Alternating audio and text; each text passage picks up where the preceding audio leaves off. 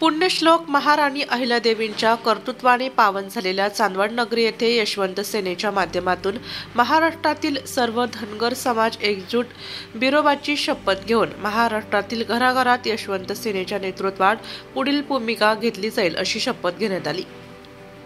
यावेळी सर्व पक्षीय धनगर बांधव उपस्थित होते। कार्यक्रमाचे अध्यक्षस्थान यशवंत सरसेनापती माधवभाऊ गडदे यांनी स्वीकारले। तर यावेळी प्रमुख पाहुण्यांचा शाल, श्रीफळ व पुष्पगुच्छ देऊन सत्कार करण्यात आला। तसेच लोकसभेमध्ये धनगर समाजाचे मतदान तुम्हाला चालते, मात्र आमचा उमेदवार चालत नाही। आमचा जन्म तुम्हाला फक्त मतदान करण्यासाठी झाला का, असा प्रश्न यावेळी प्रसार माध्यमांसमोर यशवंत सेना सरसेनापती माधवभाऊ गिरदे यांनी केला। महाराष्ट्रामध्ये आहे। मी आज ह्या नाशिक जिल्ह्यातून सुरुवात करतोय, जिथं आमच्या अहिल्यादेवी होळकरच्या पवित्र पदस्पर्शाने पावन झालेले श्री रामाच्या पदस्पर्शाने पावन झालेल्या भूमीवर आज मी निघालोय की मला लोकांना एक सांगायचं की लोकसभेमध्ये धनगर समाजाची मतं तुम्हाला चालली, आमचा उमेदवार तुम्हाला चालत नाही। आमचा एक तुम्ही खासदार आम्ही ठेवला होता परभणीमध्ये, तो तुम्ही पाडलात। तुम्ही जाणून बुजून पक्षीय राजकारण करताय, धनगर समाज तुम्ही वंचित ठेवताय। विधानसभेमध्ये आमचे एक आमदार आहेत, तुम्ही पाडी तयार केलेली आहे। म्हणजे आमचा जन्म का तुम्हाला मतदान करायला झाला आहे, हे चालणार नाही। जर तुम्हाला आमच्या जर गुणवत्ता दिसत नसेल तर आम्हाला पक्षाची गुणवत्ता दिसत नाही आहे। आम्ही इथून पुढे उभे राहू आणि आमचा जरांगे पाटलाबरोबर जर उद्या जरांगे पाटला 988 उमेदवार उभे केले ते धनगर समाज यशवंत झाला जरांगे पाटलाबरोबर लढेल। तर आमच्यात नालायक त्यांच्यात पण काय नालायक लोक आहेत ना। मराठा समाज जरांगे पाटील रस्ता का उतरला आहे, ते 150-200 घरांनी येत ना, फक्त ते नातेवाईक पुढे आणते। बाकीचा मराठा समाज काय अवस्था त्यांची आहे। आणि ओबीसी मराठा धनगर असा वाद लावून काय मजा नाही या गोष्टीमध्ये, सरकार द्यायची नाही, नीतिमत्ता नाही आहे। आमचे 70 वर्ष जो आमचा निष्ठेच्या नावाला जो आरक्षणचा निधी येतो तो खातं कोण आहे?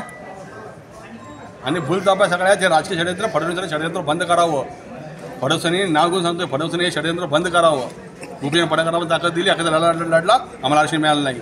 आज त्या जरांगे पाटलांच्या विरोधामध्ये आमचा हाकी उभा करतायत, म्हणजे आम्ही एकमेक डोकी फोडावीत। आणि तू काय करतो, मजा बघतोयस। या बामणी कवा मराठा चालणार नाही। धनगर आणि मराठी जर मनगड एकत्र आली ना तर दिल्लीवर राज्य करतात, हा इतिहास आहे। तर फडणवीसला माहीत नसेल तर फडणवीसचा अभ्यास करावा। 2014मध्ये देवेंद्र फडणवीस ज्या टायमाला ह्या कॅबिनेटमध्ये आले त्यावेळेस त्यांनी सांगितलं होतं का भाजपाला तुम्ही साथ द्या, आम्ही तुमचं एसटीचं आरक्षणाच्या संदर्भात याच्या संदर्भात काय सांगितलं तुम्हाला? खरं तर तुम्ही मार्मी प्रश्न विचारला की आम्ही 70 वर्ष त्या काँग्रेस मतदान कंटाळतो। आमच्या 4 पिढ्या त्यांना मतदान मिळेल, त्यांनी आम्हाला दिलं नाही, म्हणून आम्ही हा देवेंद्र फडणवीस सांगितलं की आम्ही तुम्हाला पहिल्या दिवसात आरक्षण देऊ।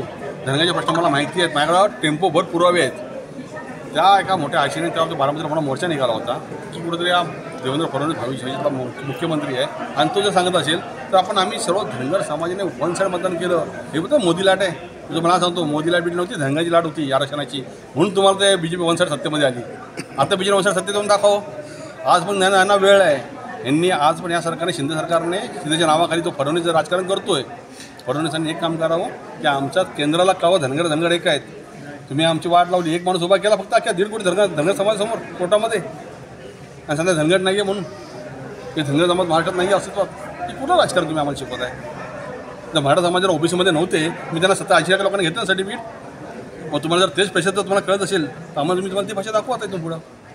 आमचं स्पष्ट म्हणणं या सरकारने केंद्राला कळवावं धनगर एक आहेत त्यांना आरक्षण द्यावं म्हणून एक शिफारस करावी। आमचं स्पष्ट म्हणणं तरी नाही केली तिथून पुढे सरकारच्या आम्ही महाराष्ट्र आंदोलन करणार आहोत। समाजाचे ज्येष्ठ नेते शिवाजीदादा ढेपले, महेंद्रभाऊ बिडकर, बाळासाहेब मोटे, बापूसाहेब शिंदे, भाऊलाल तांबडे, राजाभाऊ पोथारे, शिवाजी राजे सुपनर, संगीताताई पाटील, विजूभाऊ तमनर, गोरख सेंद्रे, अनिल जाधव, नवनाथ मुरडनर, विक्रम मारकड, बबनराव साळवे, जानकीराम खांडेकर, महेंद्र ढुरळे, दत्तात्रय वैद्य, आनंदा कांदळकर, लक्ष्मण बर्गे, धर्माबापा पारखे, देवीदास कुणकर, भागवत अण्णा जाधव, माणिक सरोदे, सुनील भडांगे, सखा हरिपा ढुकळे, दत्तूपा ढुकळे, डॉक्टर तुषार चिंचोले, रामचंद्र ढुकळे, डॉक्टर वैद्य लोंढे, राजेश तांबे, विनोद अण्णा खेमनार, सुरेश काळे, ललिता पुजारी, राजूभाऊ हाके, शंकर शिरसाट, पुंडलिकराव बोंडे, सोनाली पोटे, अरुणा पाटील, रोहिणी शिरोळे, सुनीता नावडकर, भगवती सूर्यवंशी, स्वाती मोरे,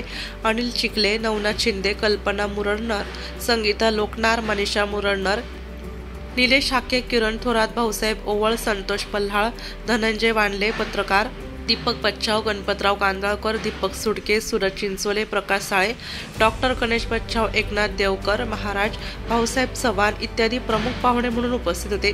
कार्यक्रमाचे आयोजन समितीचे प्रमुख खंडेराव पाटील, आयोजन समिती बापूदादा मोरे, रतनदादा हिरे, बाळासाहेब सोनवणे, निवृत्ती मुरडनर, चिंदू लोकनर, सुरेखा चितळकर, निंबा जाधव, जालिंदर मोरे, प्रवीण साळे, बारकूदादा ठोंबरे, तात्याभाऊ वाघमडे, संजय पानसरे, पिंटूभाऊ गाडे, राजेंद्र ठोंबरे, विनायक बिडकर, ईश्वर भडांगे, बाळासाहेब चिंचोले, किशोर चितळकर, बिरू शिंदे, कैलास बच्छाव, योगेश गोटे, बाजीराव राजनर, अंबादास ठोंबरे, शांताराम बागुल, कुणाल पाटील, निलेश पाटील, समाधान सोंजे, ईश्वर बस्ते, केदार ढेपले, संजय काळे, योगेश शिरोळे, दत्तात्रय वैद्य, अनिल गोराणे, बाळासाहेब वाघमोडे, समाधान भूतनर, नाना कांदळकर, सुरेश शिंदे, सावकार हिरे, बाळासाहेब हिरे, काळू हिरे, कैलास ढेपले, केदा बागुल, ईश्वर बस्ते, कैलास सेंद्रे, बाळू हिरे, तुकाराम हाके, दत्तू वडकते, किशोर